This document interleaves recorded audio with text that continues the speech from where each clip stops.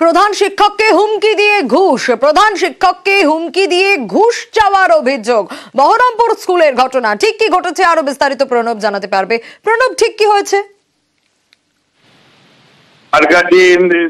চক্রের যিনি এসআই রয়েছেন অমৃতা বিশ্বাস, তার বিরুদ্ধে অভিযোগ প্রধান শিক্ষক রামেশ্বরপুর যে প্রাথমিক বিদ্যালয় রয়েছে সেই স্কুলের প্রধান শিক্ষক সঞ্জয় দত্ত ঘুষ চাওয়ার অভিযোগ, এবং সেই ঘটনা কিন্তু রীতিমতন ভাবে ভাইরাল হয়েছে এবং 30,000 টাকা করে তিনজন শিক্ষকের কাছে 90,000 টাকা চাওয়ার অভিযোগ, এবং না দিলে তার বিরুদ্ধে ব্যবস্থা নেওয়া হবে বলে অভিযোগ।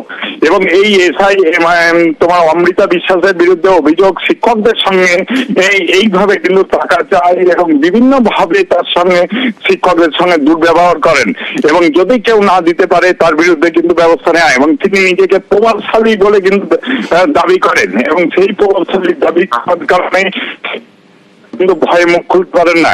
ইতিমধ্যে কিন্তু ডিআই অব স্কুল যিনি রয়েছেন তিনি কিন্তু বিষয়টি তার নজরে এসেছে এবং তিনি বিষয়টি তদন্ত করে বিকাশ ভবনে কিন্তু জানানো হবে বলে কিন্তু তিনি জানিয়েছেন, এবং এই ঘটনায় রীতিমতন ভাবে চাঞ্চল্য ছড়িয়েছে। বেশ প্রণব, আমার সাথে গত সোমবার পুলিশের সাথে একটু ঝামেলা হয় এবং পুলিশ আমার নামে কতগুলো ফলস কেস দিয়ে দেয়।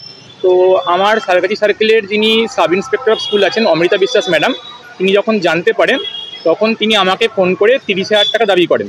তার জন্য ম্যাডাম ব্ল্যাকমেল করতে থাকেন, যদি আমরা টাকা না দিই আমাদের সার্ভিস ব্রেক করে দেবেন বা সার্ভিসে কোনো ক্ষতি করে দেবেন।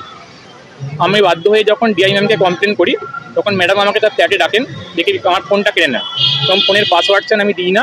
তারপরে ম্যাডাম ডিআই কাছে আমি কি কমপ্লেন করেছি তা ডিসক্লোজ করতে পারেন, আমি না করলে ম্যাডাম আমার নামে শ্লীলতাহানির কেস দেওয়ার ভয় দেখান। অভিযুক্ত ডিআই তার কি বক্তব্য শোনাবো। এবং গত আগের ওয়ার্কিং ডেতে একটা অভিযোগ জমা পড়েছে, তবে বিষয়টা এখনো খতিয়ে দেখা হয়নি। এই ব্যাপারে আমরা এখন বিষয়টা খতিয়ে দেখবো, এটা তদন্ত সাপেক্ষ, এখনই কিছু বলতে পারছি না।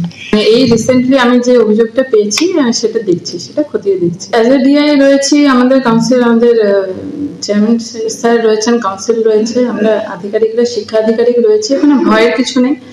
আমরা একটা পড়াশোনার সুস্থ স্বাভাবিক পরিবেশ বজায় রাখতে চাইছি, এখানে কোনো কিছু ভয়ের কিছু নেই। এখানে আমরা যেটা রুলস অনুযায়ী যা হয় আমরা সেটাই ইমপ্লিমেন্ট করার চেষ্টা করি।